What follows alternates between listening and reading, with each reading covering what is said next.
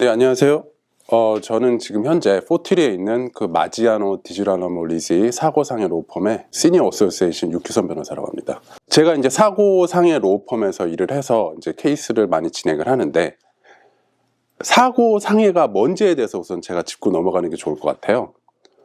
이제 사고상해가 뭐냐면은 이제 퍼스널 인주리죠. 퍼스널 인주리인데,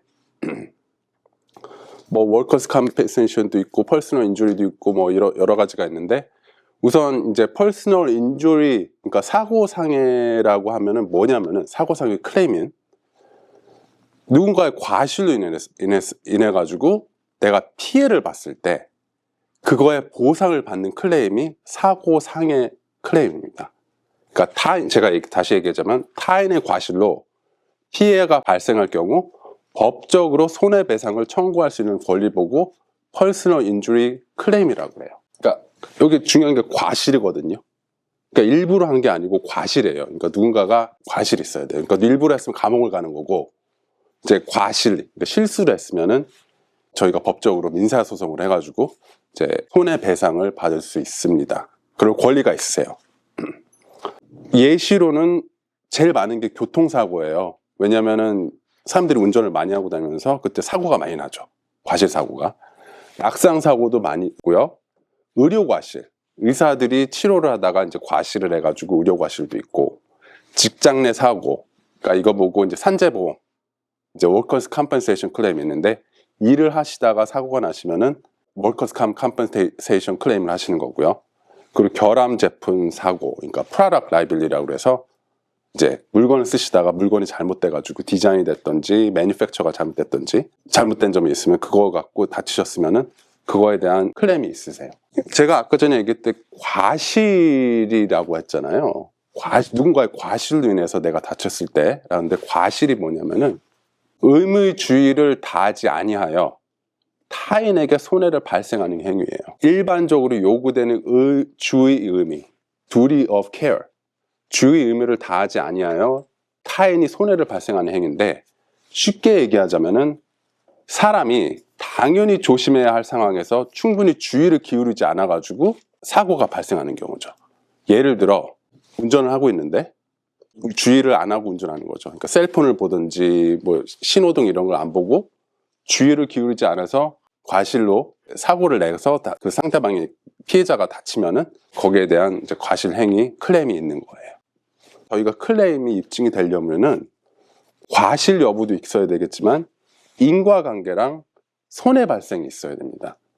내가 운전을 하면서, 누군가가 운전을 하면서 과실로 뭐 셀폰을 보든지 뭐 신호 위반을 했던지 해가지고 과실로 인해서 사고가 나도 피해자가 없으면은 클레임이 셋업이 안 되겠죠. 그쵸? 그리고 인과관계도 굉장히 중요해요. 사고 때문에 다치더라도 사고 때문에 다쳐야 돼요. 그래서 주의 의무 존재, 그러니까 운전자가 안전하게 운전할 의무가 있고, 그거를 위반을 했고, 그리고 그걸로 인해서 인과관계가 있는 거죠. causation. 그걸로 인해서 손해 발생을 했을 때 그 클레임이 입증이 됩니다. 아시겠죠? 예를 들어 적색 신호를 무시한 차량이 정상 주행 차량을 충돌하여 피해자가 목걸이를 부상을 입었을 경우 과실이 있어야 되고, 과실로 인해서 피해가 발생하면은 클레임이 셋업이 되는 겁니다. 아시겠죠? 무슨 손해를 보냐?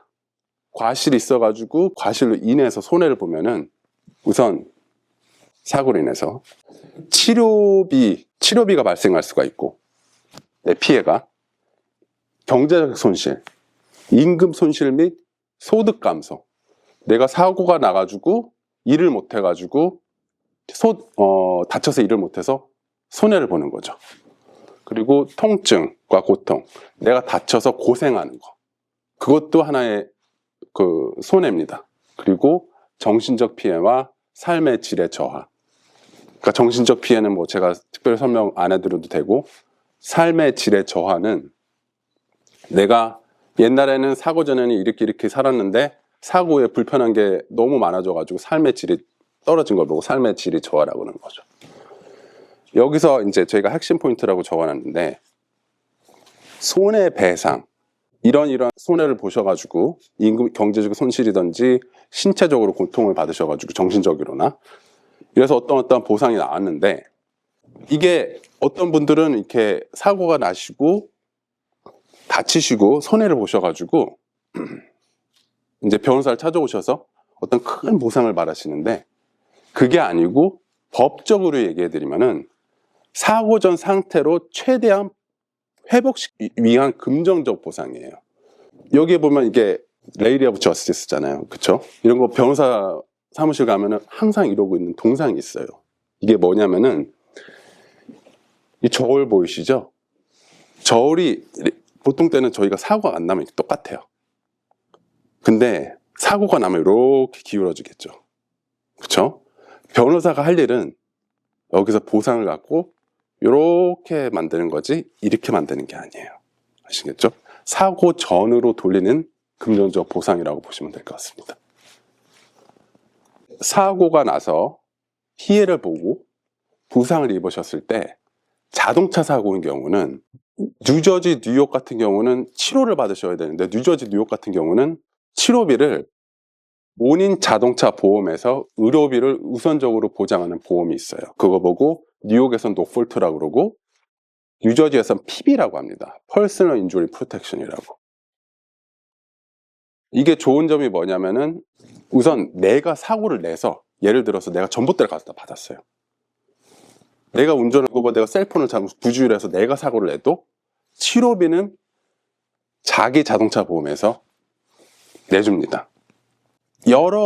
뉴욕은 좀 틀린데 뉴저지를 얘기하자면은 자동차 보험을 사셨을 때 이 핍 커버리지를 따로 사시거든요. 근데 거기서 이제 이렇게 버튼이 있어요. 뭐뭐 살지. 그걸 어떤 분은 15,000불을 고르시는 분이 계시고 어떤 분은 5만 불을 고르는 분이 계시고 어떤 분은 뭐 10만 불, 25만 불이 최고인데 차이가 크죠. 어떤 분은 사고가 나서 보험회사가 15,000불까지밖에 치료비를 안 내주고 많은 분들이 그 보험료를 좀 세이브 하시려고 그 프리미엄 차이는 한 달에 10불, 30불? 1년에 대봤자 뭐 300불? 근데 베네핏으로 저희가 받는 그 베네핏으로 생각하면 항상 자동차 보험을 사실 때는 25만 불짜리를 선택을 하세요. 그게 혜택입니다. 아시겠죠? 제 경험으로는 15,000불이면 응급실 갔다 오시고 PT 몇 번 받으시고 MRI 찍으면 끝이에요. 더 이상 치료를 받을 수가 없어요. maybe 뭐 가끔 가다가 통증 주사 한 번? 억울하죠. 그러면 그 이후로 치료를 받을 거는 제가 나중에 설명해야 될 건데 굉장히 복잡해집니다. 근데 만약에 25만 불을 큰 응급실에 며칠 있으셨으면은 응급실 빌도 커버가 되고 앰뷸런스 빌도 커버가 되고 간단한 수술도 당연히 커버가 되는 거고 좀 필요했을 때 침투적인 수술도 25만 불 갖고 충분히 커버가 되니까 25만 불짜리 핍을 사시는 거는 저는 절대적으로 권장드립니다.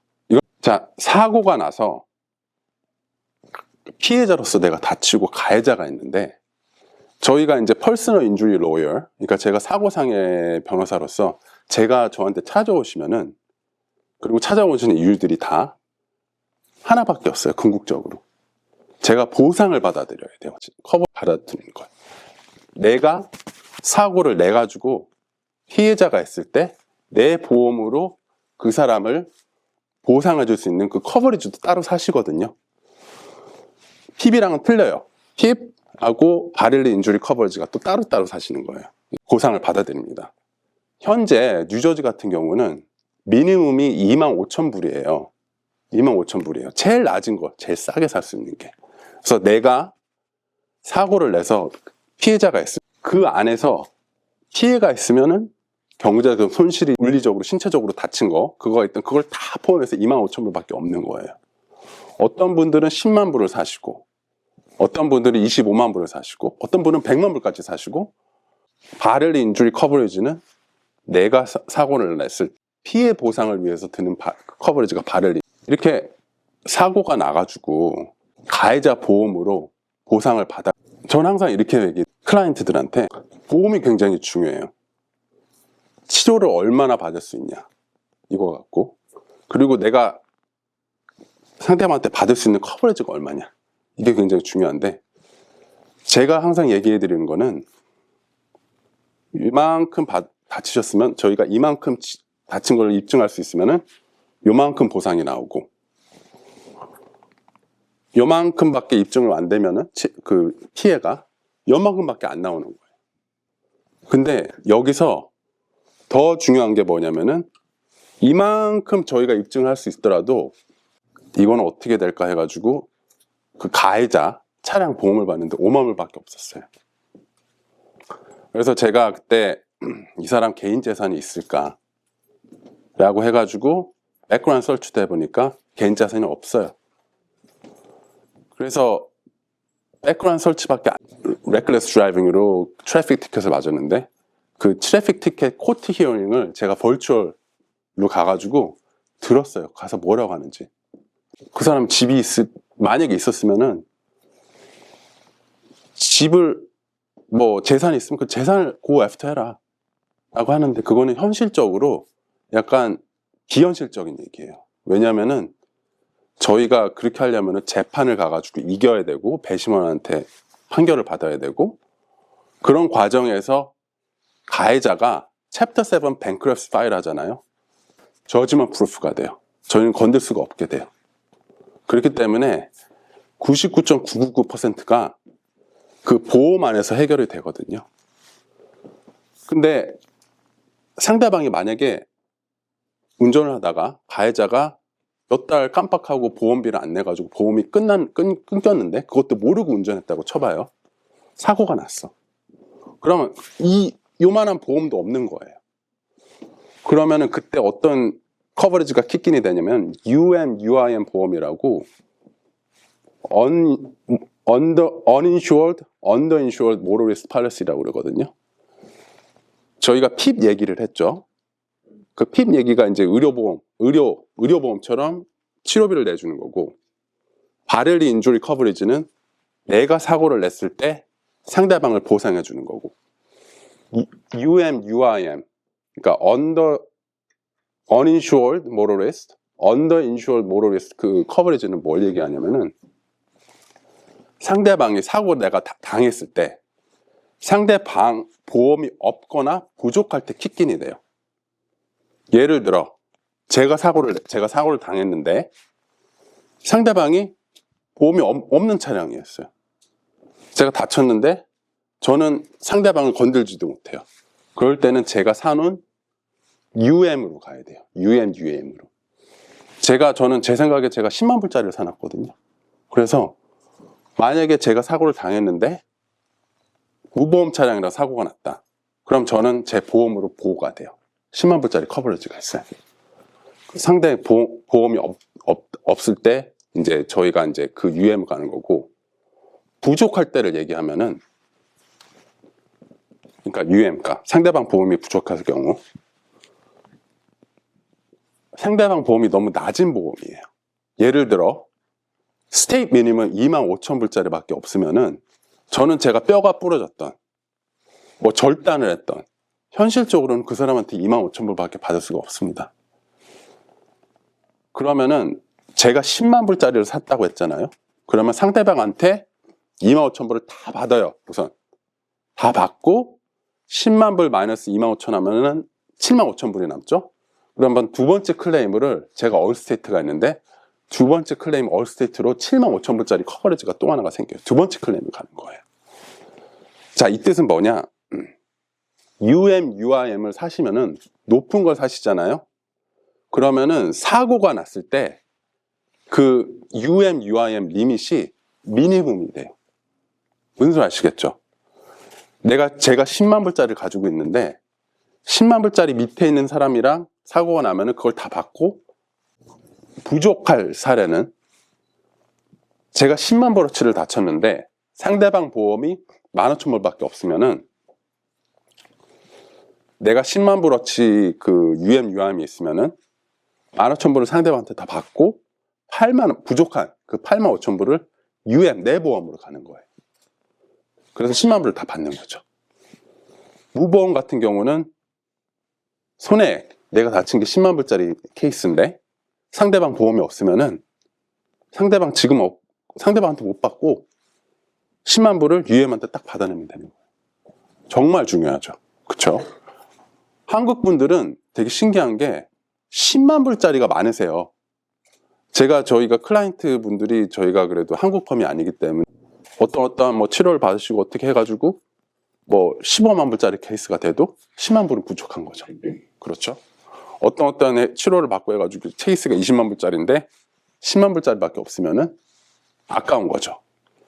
한 달에 한 10불, 20불이면은 뭐 사고상의 변호사로서 제 클라이언트가 오셨을 때 이제 제 역할을 설명을 해드리고 이제 제일 궁금하신 게 뭐냐면은 변호사비가 어떻게 되냐라고 이제 물어보는 건데 저희는 성공보수로 일해요. 영어로 얘기하면 컨틴전시 피고 한마디로 저희가 보상을 못 받아들이잖아요.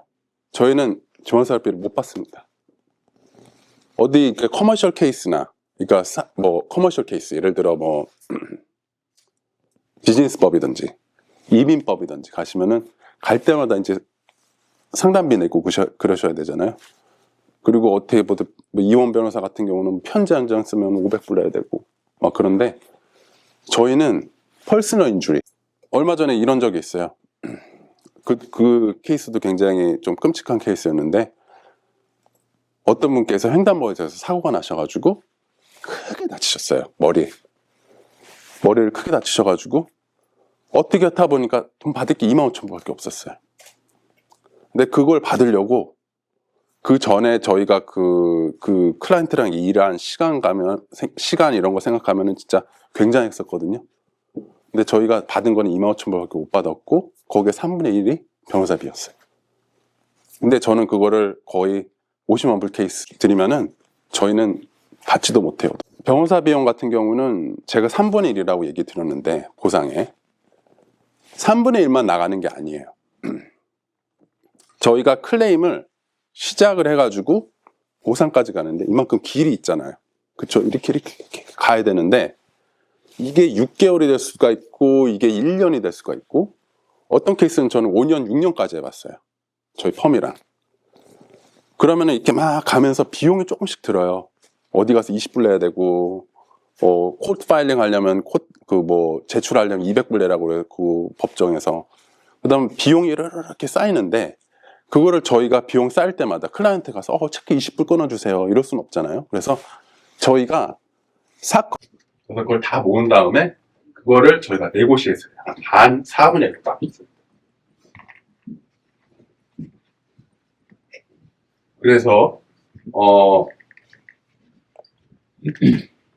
합의가 되더라도 소송 비용이 빠지고 변호사 비용가 빠지고 코페인 디덕터블도 내신다는 각오를 하고 커버리지를 15,000불밖에 안 썼어요. 짜리밖에 안 썼어요. 근데 내가 다쳐가지고 치료받은 거는 4만 불이에요. 그럼 어떻게 되냐?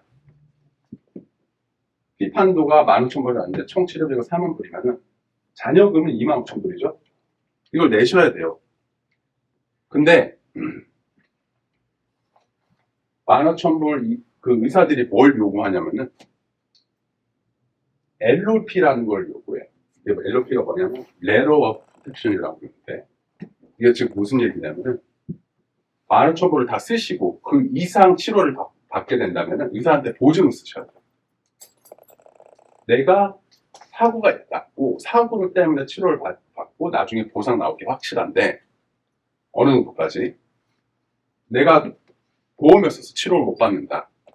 그러니까 나중에 보상이 나오면 내가 치료를 주겠다 하고 보증을 쓰시는 게 레터 오브 프로텍션. 이게 하나의 그 계약서 같은 거. 그러니까 합의가 되면 비용이 빠지고 변호사비가 빠지고 코페인 빠지고 만약에 그 피판도 이상으로 치료 10만 불 나왔다고 빠진 돈이 많습니다. 근데 이거를 변호사 사무실에서 제대로 설명을 안 해주시더라고요. 그래서 나중에 추벌이 많은데 자 이렇게 제가 설명을 해드렸는데 이게 기본 상식이죠. 기본 상식 있으면 하실 수 있으세요? 저희 보험회사한테 전화해가지고 이렇게 하고 의사한테 클레임 넘버 주고 해가지고 이제 다 클레임을 셋업을 하시고 진행하실 수 있는데, 왜 변호사가 필요한지는 제가 설명을 해드릴게요. 왜 변호사가 개입을 해요? 보험회사 특히 있죠. 가해자 보험회사, 가입보든 얘네들은 선수예요. 그 담당 직원이 몇십 년 해가지고 몇천 개, 몇만 개 케이스를 해봤을 거고, 그 당시에도 몇백 개 케이스를 핸들하고 있을 거예요. 보험회사 직원은, 보험회사는 저희가 보상을 요구해도 걔네들은, 그러니까 저희 같은 선수를 고용을 하셔가지고 선임을 하셔서 싸우셔야 돼요. 절대 쉽게 안 줘요. 그리고 제가 이렇게 법적 절차 입증 과정이 복잡해요. 그렇죠? 특히 이제 뭐 소송을 시작하는 경우가 많은데, 처음에는 저희가 케이스를 시작해서 보험회사랑 싸우다가 이게 안 되면은 저희가 법정을 소송장을 이제 제출해서 이제 소송을 시작하는데, 특히 법정 가가지고 이거를 내비게이트 하려고 그러면은 보통 사람은 못해요. 저희같이 전문가가 돼요. 그리고 아까도 얘기했듯이 보상 금액이 크게 달라질 수가 있거든요. 변호사는 압니다. 이게 얼마짜리인지, 어떻게 이 금액까지 가는지를 선수처럼 알아요. 저도 그래요. 저도 이렇게 자기 전에 천장을 보고 그림을 그려요. 작전을 짜고. 그러니까 이렇게 뭐 이런 일을 하고 24시간, 그리고 사고 이후로 아까 하지 말아야 되는 거는 뭐 좀 당연한 건데, 치료를 웬만하면 제일 빨리 받으세요. 응급실을 갈 수 있으면 응급실 가시고, 의사를 찾아가시면 빨리 의사를 찾아가셔가지고 치료를 일찍 시작하셔야지 저희가 변호사로서 그 상해를 입증하는데 굉장히 편해요. 트집이 들잖아요. 그렇죠? 그리고 보험사를 직접 대응하지 마세요. 보험사가 이제 전화가 오더라도 그때 변호사를 찾고 있고 선임을 안 하셨더라도 이렇게 얘기하세요. 보험사한테. 나 지금 변호사 찾으려고 11명 얘기하고 있으니까. 저희가 지금 몇 케이스가 그 SNS 때문에 케이스가 망가졌어요. 되게 크게 저희가 빌드업을 하고 돈을 많이 들었는데, 어떤 분께서는 어떤 흑인 분이셨는데 데드리프트 하는 거 있죠? 짐 가가지고 이거를 비디오를 찍어가지고 이걸 틱톡에 올리셨고, 케이스가 몇 발에 받을 수 있는 건 3분의 1밖에 못 받았어요. 예. 그리고 또 어떤 분이 계셨더라? 그리고 어떤 분은 자기 MRI 결과를 올려버리더라고요. 나는 허니에이션 여기 이런데. 네. 절대 올리지 마시고, 그리고 케이스가 좀 크게 되잖아요. 근데 저희가 예상하는 금액 50만 불, 70만 불, 100만 불까지 가면은 보험회사에서 인베스티게이터를 붙여요. 그래가지고 SNS에 안 올리더라도 미행을 하는데, 저 같은 이런 안경 있죠? 여기에 요만한 카메라 달아가지고 레스토랑도 쫓아다니고 요즘 대단해요. 그러니까 사고 나셔가지고 다치셨으면은 그냥 몸살이시는 게 최고예요. 아시겠죠? 네. 그리고 저번에 거의 뭐 제대로 안 준다고, 제가 마지막으로 이제 거의 끝이 왔는데, 기본 상식이죠. 자동차 사고가 있고 트럭 사고가 있죠. 그렇죠? 자동차 사고랑 트럭 사고랑 뭐가 틀릴 것 같아요? 다르게 충격이죠. 사람들이 생각하면은 큰 차가 작은 차가 나가지고 많이 다쳤다. 사실이에요. 그것도 차이점인데, 병원사 입장에서 봤을 때는, 그 케이스를 진행하는 사람 입장에서 봤을 때는 이거는 다른 사고, 진행 과정이 틀려요. 자동차 사고를, 트럭 사고를 그냥 개인 자동차 사고로 이렇게 진행하잖아요. 그거는 있을 수가 없는 일이에요. 멜프랙티스예요. 자동차가 그냥 개인 자동차 사고 같은 경우는 개인 운전자, 내가 이제 뭐 옆집 아저씨 뭐 이렇게 해가지고 개인 운전 가 있고 이런 걸 하는 거고, 굉장히 단순해요. 그리고 책임자는 한 명이에요. 그 사람 오너 아니면 드라이버. 그리고 증거도 그냥 차 부서지고 현장 사진 찍은 거, 뭐 증인 있으면 증인의 진술, 뭐 이런 게 나오고. 그리고 보험 한도도 높아봤자 25만 불이에요. 대부분. 근데 어떤 개인분들도 진짜 어느 정도 되시는 분들은 걱정 많고 그러시면 뭐 100만 원, 2만 원까지 사시는데 보험을 대부분 높아봤자 20만 원. 근데 트럭 사고 같은 경우는 트럭은 우선 회사가 연관이 돼요. 그쪽 회사에서 트럭을 렌트를 하던 사가지고 드라이버를, 프로페셔널 CDL 드라이버를 고용을 해가지고 운행을 하는 거기 때문에 상업용 보험이 커머셜 이제 커버리지가 들어가는데 보통 100만 불이 넘습니다. 페럴 연방법에서는 이제 75만 불이 미니멈인데 저는 200만 불, 300만 불, 500만 불까지 많이 봤어요. 보험 커버리지가. 그리고 부상이 심각하죠. 그리고 사고가 나더라도 개인 차량 같은 경우는 네가 잘못했어. 운전자. 근데 여기 같은 경우는 책임자가 많아요. 운전 가해자. 그 드라이버를 고용한 사람. 그 고용할 때 얼마나 선별을 했을까? 그 사람 백그라운드를 체크를 할까? 회사한테도 책임이 있어요. 그 사람을 고용한. 그리고 그 사람을 트레이닝한 사람. 회사에서. 그리고 여러 가지 그 차를 더 큰 보상의 기회가 있거든요. 그래서 제대로 하면은 보상을 제대로 받으실 수 있어요. 저도 옛날에 기억나는 게 어떤 분께서 제가 이제 이 뉴저지 로펌 처음 조인했을 때 그 파트너 분께서 I-80에서 고깝게 이제 램프로 빠지면서 근데 새벽에 덤프트럭이 트랙터 트레일러가 치고 지나가면서 아무래도 사람이니까 넘어졌는데 그 넘어지면서 그 다리를 덤프트럭 여러 가지 일이 있었는데 나중에는 오른쪽 발 밑을 절단을 하셨거든요. 흑인분이죠. 저희가 이제 여러 가지 막 조사를 하고 검사 쪽이랑 땡선이어가지고 크리미널 인베스티게이션도 있고 그래가지고 검사 쪽이랑 일을 하고 나중에 결론적으로 만약에 그 차가 프라이빗 차였다. 자가용이었다. 좀 큰 자가용이었다. 근데 자가용도 이렇게 무거워가지고 넘어진 사람이 다리 지나가면 절단이 될 수가 있고 다행히도 그 사람이 트럭이어가지고 600만 불짜리. 다음 보여주세요. 질문 있으세요? 네. 그 사고 나자마자 내가 확실히 아픈지 안 아픈지 잘 모를 경우는 변호사랑 먼저 얘기를 잘하셨어요. 사고가 나면은 한 10명 중에 8명 그러신 것 같아요. 사고 당시에는 몰라요. 1, 이틀 있다가 왜 그러냐. 사고가 나면은 차가 생긴 지 100년밖에 안 됐거든요. 100년 좀 더 됐죠. 이렇게 큰 일이고 몸에 이렇게 큰 충격이 있고 큰 일이 있으면 사람들은 어떻게 생각하냐면은 무슨 큰 일이 있었다. 차 사고가 나면은 차 사고인지 모르고 몸이 무슨 큰 일이 일어난 줄 알아요. 예를 들어 호랑이가 쫓아오든지 옆에서 화산 폭발을 했든지 이런 거. 그러면은 사람의 본능적으로 그 자리를 벗어나야 되니까 팔이 없던지 다리가 좀 부러져도 거길 벗어나야 되잖아요. 그러니까 몸에서 엔돌핀이랑 도파민, 호르몬 반응이 나와가지고 사고 당시에는 몰라요. 그 자리를 벗어나요. 그래서 그게 이제 조금 내려가면서 손이 이렇게 바들바들 떨리면서 허리가 아파오고 팔이 저려오고 그러는데 그게 한 1, 이틀이 걸리더라고요. 그래서 2, 3일 때 항상 허가지고 의사 응급실 찾아가고 병사를 찾아가고 얘기하시고 어떤 분은 남자분이었는데 찾아보셨어요. 그래서 허리가 아프시대요. 사고가 좀 크게 났는데 그래서 이제 의사 치료 받으시라고 이제 의사 다니고 있다가 2주 있다가 응급실을 또 가시더라고요. 그래가지고 왜 가시냐고 그래요. 그러니까 발이 너무 아프대요. 발 아프다고 하시는. 그래서 응급실 가셨는데 골절이 있으셨어요. 그것도 2주 동안 몰랐단 거야. 너무 놀래시고요. 그러니까